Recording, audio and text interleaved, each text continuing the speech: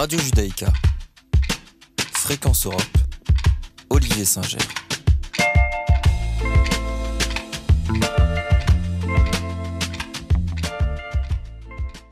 Bonjour à toutes et à tous, je suis ravi de vous retrouver pour l'émission européenne de Radio Judaïka, RCF Alsace, réalisée avec le Centre Europe Direct de Strasbourg. Alors le 21 juillet dernier, le président de la République italienne, Sergio Mattarella, a dissous le Parlement et convoqué des élections parlementaires anticipées en Italie qui auront finalement lieu le 25 septembre prochain. Ces élections ont été provoquées par la chute du gouvernement Draghi, fin juillet, ancien président de la Banque centrale européenne qui dirigeait depuis février 2021 un gouvernement d'union nationale. Ces élections suscitent de nombreuses interrogations, tout d'abord parce que la plupart des sondages prédisent une victoire de l'alliance des droites avec à sa tête Giorgia Meloni, patronne du mouvement d'extrême droite Fratelli d'Italia. Ensuite, les résultats de ces élections pourraient avoir des répercussions sur la politique européenne et internationale dans un contexte de guerre en Ukraine, d'inflation et de crise énergétique. Alors pour répondre à ces nombreuses interrogations, nous avons le plaisir de recevoir le journaliste Paolo Levi, correspondant à Paris de l'agence italienne de presse ANSA. Bonjour Paolo Levi. Bonjour, merci de l'invitation, bonjour tout le monde. Alors on est vraiment heureux de vous avoir avec nous, on est là un peu pour comprendre où va l'Italie aujourd'hui. Alors avant de revenir sur les élections du 25 septembre, Paolo, pourquoi cette majorité, cette union nationale emmenée par Mario Draghi a-t-elle implosé ?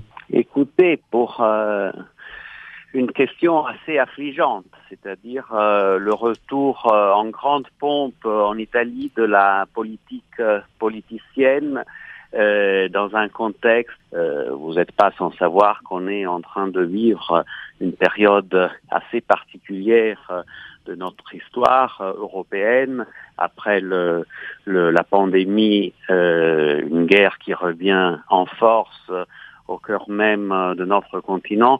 Et donc, le fait d'avoir brisé cette union nationale, cette unité qui était si nécessaire en cette période si trouble, est quelque chose qui inquiète aujourd'hui beaucoup, non seulement en Italie, mais en Europe. Mario Draghi était probablement la meilleure expression que notre pays pouvait produire pour nous mener à bien dans cette transition, dans cette période si difficile. Et aujourd'hui, la politique politicienne est revenue en force. La législature était sur le point de finir, mais il y avait encore une année devant nous avant les élections. Mais voilà, la crise a été voulue par Giuseppe Conte, qui était le leader du mouvement 5 étoiles populiste. La droite en a profité immédiatement et voilà. Et aujourd'hui, la chose assez curieuse, c'est le fait que personne dans les partis veut assumer la responsabilité de cette chute de Draghi, et tout le monde, chaque parti ensuite, quand on les interpelle singulièrement, ne font que dresser des louanges pour Draghi, mais le fait est assez ubuesque. On va voir dans les prochaines semaines ce que les électeurs vont dire. Les élections vont être le 25 septembre, dans 3 petites semaines, comme vous l'avez rappelé, et on va voir, mais la situation est certes assez inquiétante. En plus, Mario Draghi est quand même quelqu'un qui est encore très populaire. Alors, on a du mal à comprendre, on voit bien qu'il y a un jeu politicien qui s'est fait, mais est-ce que cette crise politique est aussi la conséquence de la guerre en Ukraine ? Est-ce que la guerre en Ukraine a joué aussi sur cette crise ou pas du tout ? Écoutez, la guerre en Ukraine devait surtout jouer dans le sens qu'elle aurait dû, comme elle a fait pendant les derniers 18 mois, souder les Italiens autour d'une crise majeure et savoir qu'en ce moment, face à cette guerre qui nous dépasse, il fallait rester tous bien unis au niveau national et européen. Et il y a,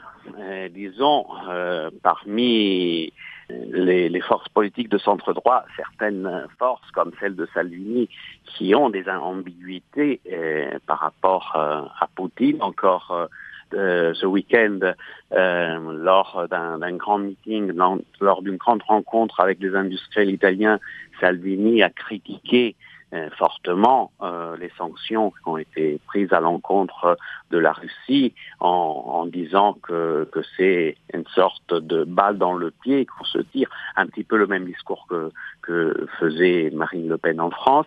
Et donc il y a certainement dans cette coalition de centre-droit des partis qui flirtent encore avec la Russie. C'est pas le cas de Giorgia Meloni, paradoxalement.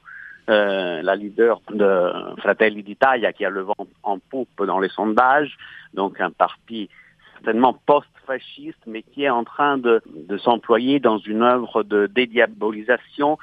Et ces dernières semaines, peut-être aussi pour rassurer la communauté internationale, elle ne fait que répéter, disons, ses convictions européennes, atlantistes et de soutien à l'Ukraine. Donc là déjà, il y a une première ligne de fracture très claire qui apparaît dans cette coalition de droite et d'extrême droite, c'est-à-dire que d'un côté, il y a le troublion Salvini qui flirte avec Poutine et de l'autre Meloni qui en revanche semble pour l'instant, je ne sais pas si c'est une posture électorale, mais pour l'instant elle semble, disons, se mettre dans un socle euro-atlantique traditionnel.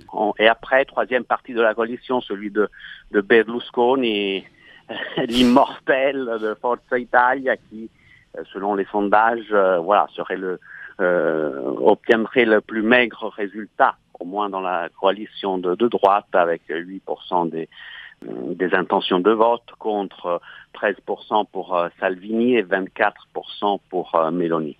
Alors la question, c'est comment finalement vous expliquez que Fratelli d'Italia de Giorgia Meloni fasse la course en tête dans les sondages, et aussi on a parlé déjà de cette coalition, mais c'est vrai que cette coalition, si on la regarde au niveau européen, c'est-à-dire simplement au Parlement européen, on a une coalition qui est très divisée au Parlement européen. On a donc Forza Italia qui est dans le PPE, donc le Parti populaire, la droite. On a le Fratelli d'Italia qui est dans un groupe proche des Polonais, et on a la Ligue qui est, elle, avec l'extrême droite française, avec le Rassemblement national. Donc même politiquement, ils sont quand même très divisés. Absolument, c'est vraiment un pacte d'intérêt électoral, éminemment électoral.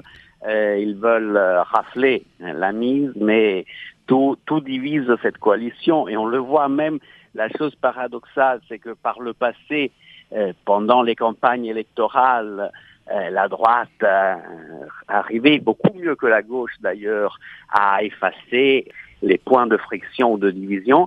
Et là, même pendant la campagne, elles émergent de façon absolument claire, à la lumière du jour, chaque jour dans le débat qui est en cours ici en Italie. Ils sont divisés sur tous, ces trois partis de la coalition de droite en Italie. Donc on se demande, quand ils vont gagner, combien tout cela va durer. Mais malheureusement, la myopie aujourd'hui en Italie, en tout cas, c'est le fait de ne pas saisir l'ampleur de ce qu'on est en train de vivre. Il y a une vraie question existentielle pour notre avenir européen et pour l'Europe qui se joue aujourd'hui.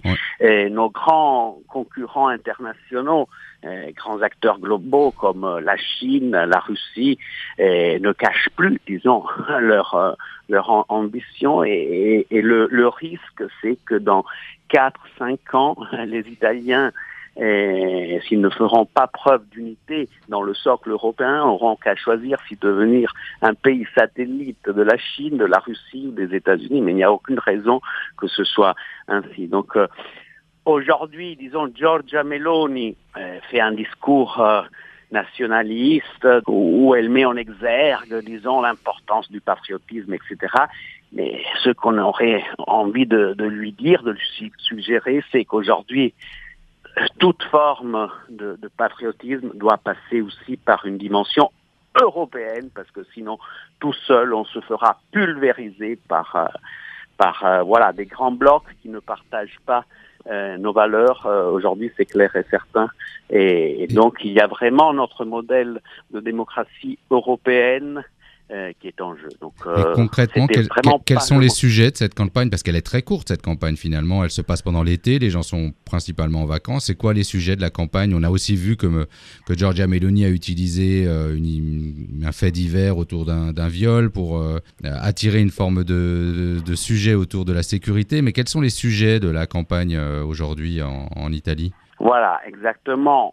L'impression, c'est qu'on fait une campagne à minima sur des petites questions locales, de société, etc.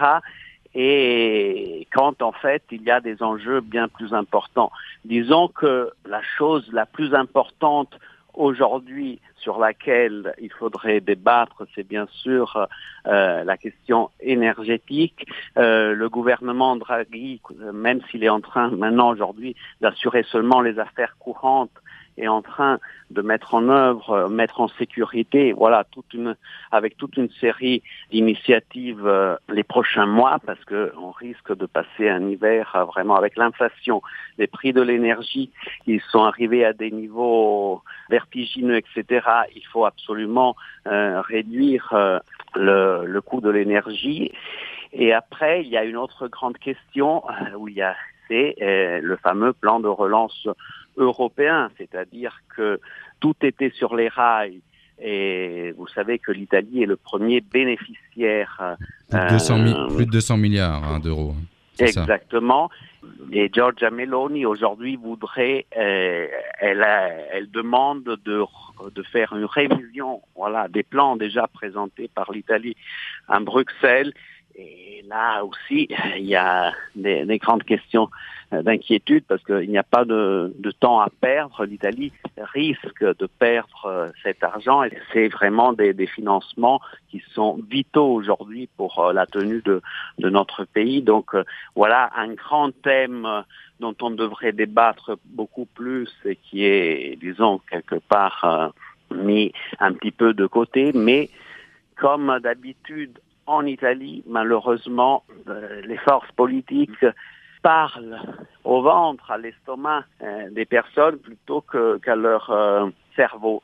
Dans le sens que, voilà, aujourd'hui, la politique, au lieu de montrer la voie, donc de se poser en avant-garde par rapport au pays, elle cherche d'intercepter quels sont les états d'âme de la population et de flatter ces états d'âme. Et la gauche donc, là-dedans, alors La gauche un peu moins, mais il y a quand même toujours cet esprit de suivre plutôt que de montrer un chemin. Disons que la gauche, malheureusement, est beaucoup plus fracturée que la droite, au moins, disons, dans les postures, dans le sens que d'un côté, il y a le Parti démocrate qui est le grand parti social-démocrate italien, dirigé par un ancien Premier ministre, Enrico Letta, que les sondages donnent presque coude à coude avec Fratelli d'Italia de Meloni. Meloni, elle est créditée à 24%, et le Parti démocrate, actuellement, selon les dernières études, est à 22-23%. Mais après ça, il y a plein de partis de gauche ou de centre-gauche, etc., comme celui de Calenda, qui est avec l'ancien Premier ministre Renzi, qui ont décidé de ne pas s'unir avec l'État. Et donc, c'est tout un capital qui, quelque part, est éparpillé. Et pour l'instant... Le mouvement 5 étoiles avec Conte a l'air de remonter dans les sondages. Il semble que c'est le seul à faire un discours social, si j'ai bien suivi. Oui, disons, c'est quelque chose d'absolument réel. Disons que leur drapeau à ce parti-là, c'est ce qu'on appelle le reddito di cittadinanza, c'est-à-dire le revenu universel qui avait été la grande bataille du mouvement 5 étoiles lors des élections passées. Et c'est une réforme qui garantit, disons, une sorte de subvention à tous les Italiens qui en ont besoin et que la droite voudrait éliminer. Et donc, la crainte que cet argent ne puisse plus arriver dans les poches des Italiens fait en sorte que le mouvement 5 étoiles surtout dans le sud de l'Italie, est en train de gagner à nouveau du terrain après avoir touché, disons, le fond parce qu'ils étaient vraiment bas. Mais tout seul, en tout cas, avec la coalition de centre de droite, il n'y a aucune chance de s'unir.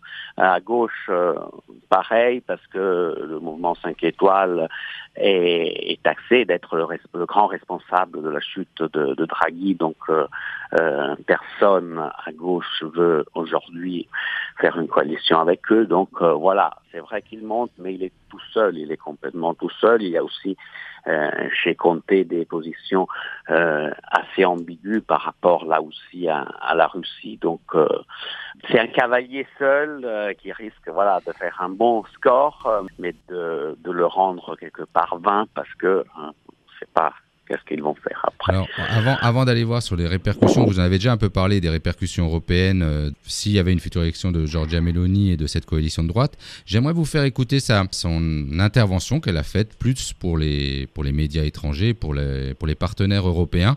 On vous fait écouter juste sa réaction et on revient avec vous sur ce sujet. Bonjour à tous.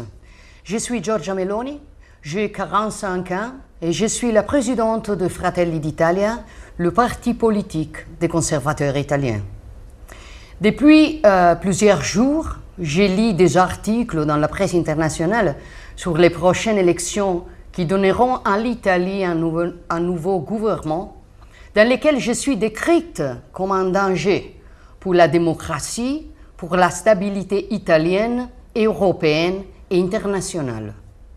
J'ai lu que la victoire de Fratelli d'Italia aux élections de septembre conduirait à un désastre, à un tournant autoritaire, à la sortie de l'Italie de l'euro et à d'autres absurdités de ce genre. Rien de tout cela n'est vrai, mais je sais très bien que ces articles sont inspirés par les puissants circuits médiatiques de la gauche, qui ici en Italie est très fort dans les rédactions de journaux et dans celles des programmes de télévision.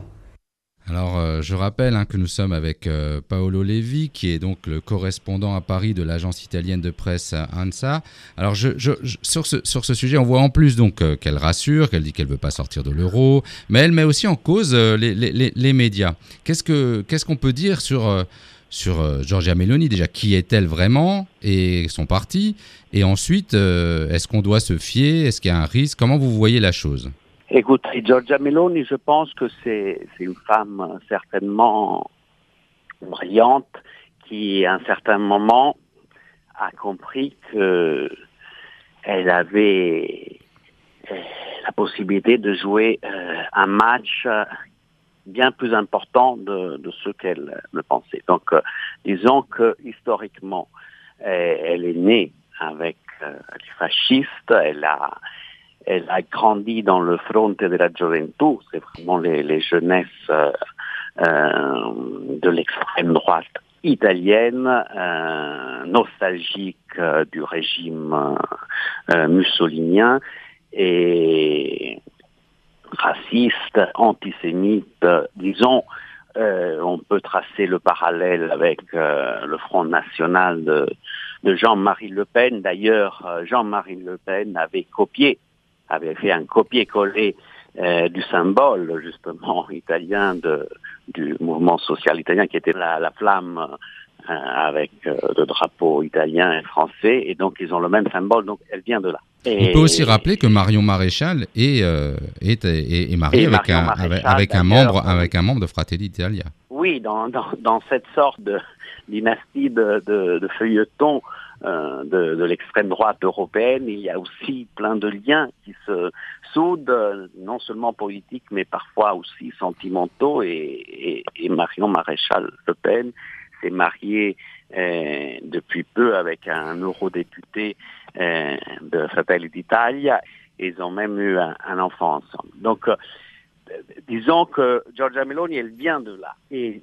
récemment, elle a compris qu'elle devait vite se débarrasser quelque part de toute cette armementaire idéologique, parce qu'elle a aujourd'hui vraiment la chance de passer quelque part dans la cour des grands, de devenir Premier ministre et notamment première femme Premier ministre en Italie. Donc, pendant cette campagne estivale folle à laquelle on a assisté, chaque jour, elle ne fait qu'envoyer des messages pour rassurer les Italiens et pas que les Européens de cette sorte de conversion sur la voie de Damas. Aujourd'hui, elle est euro-atlantiste, elle fait des discours presque des gaspériens, dans le sens que. Mais ça, c'est surtout le risque, l'inquiétude, c'est que ce soit surtout une posture électorale, parce qu'après, quand on va voir, il y a deux grands questionnements qui se posent. Premièrement, exactement comme chez Marine Le Pen, qui pendant des années et cherche encore aujourd'hui de se dédiaboliser, il y a Marine Le Pen, et après, derrière, il y a aussi besoin d'une classe dirigeante digne de ce nom.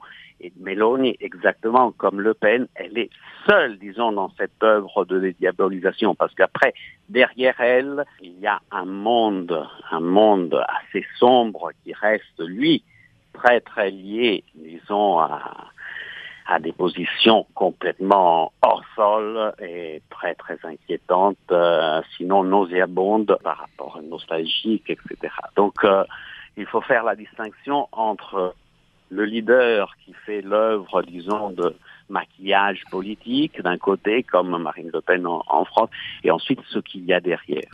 Et le grand risque, c'est que quand on va gouverner un pays, on ne peut pas le gouverner tout seul, mais on a aussi besoin ensuite de ministres, d'une classe dirigeante qui soit en mesure. Et là, Meloni, elle a un vrai problème de ce point de vue-là. Après, quand on va voir le programme, c'est assez contradictoire, dans le sens que elle a beau nous vouloir nous répéter qu'elle est devenue soudainement europhile et tout cela, mais dans son programme, il y a encore aujourd'hui la volonté de faire une réforme assez inquiétante de notre Constitution qui réintroduirait dans la suprématie, la primauté du droit italien sur le droit européen, ce qui revient à faire un Italexit sans le dire, parce que soit on est dans le club et on adhère, disons, au droit européen, comme tous les membres de l'Union européenne, soit on s'y soumet pas et alors on sort de l'Europe. C'est pas possible, c'est un peu contradictoire de vouloir, disons, assurer de rester à tout prix en Europe et en même temps de dire oui, je reste en Europe, mais le droit national va à nouveau avoir la primauté sur le droit européen. C'est pas possible. Il y a quelque chose on a eu le même type de débat aussi en France pendant les élections. Moi, je me posais aussi la question suivante. On a quand même une situation aussi économique de l'Italie qui est... Alors, je compare pas avec la France qui est pas dans une situation économique spécialement beaucoup meilleure, mais bon, l'Italie est quand même le pays le plus endetté de l'Union.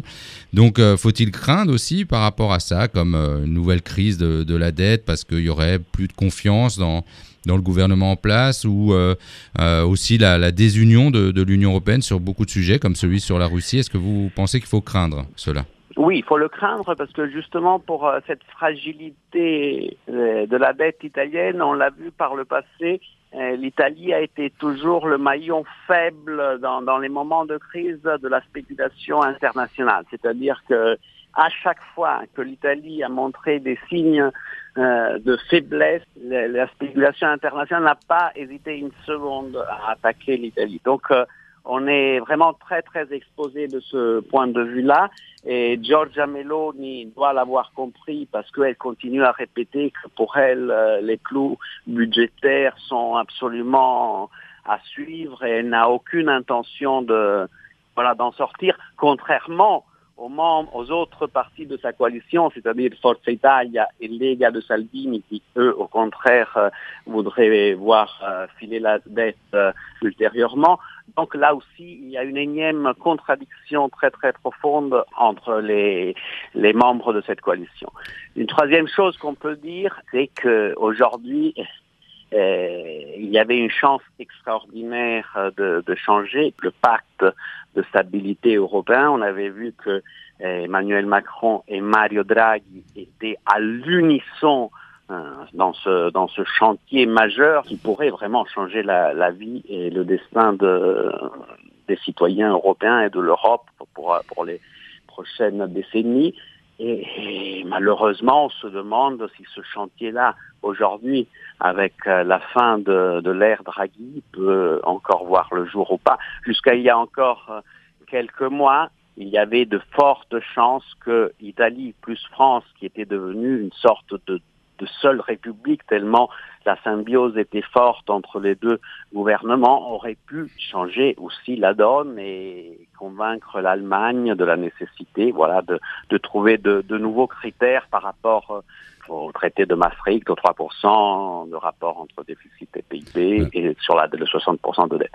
Donc aujourd'hui, ce chantier majeur, qui est un chantier vital aussi pour l'avenir de l'Union européenne, pour qu'elle puisse avoir un avenir de croissance et pas seulement de rigueur, est remis en cause par ces élections italiennes. C'est pour ça que ces élections italiennes vont avoir un impact non seulement sur l'Italie, mais sur le destin du processus d'intégration communautaire. On va suivre très, très minutieusement ces élections parce que, effectivement, comme vous le dites, et comme on a pu le voir avec vous, auront un impact pas que sur l'Italie, mais sur toute l'Europe.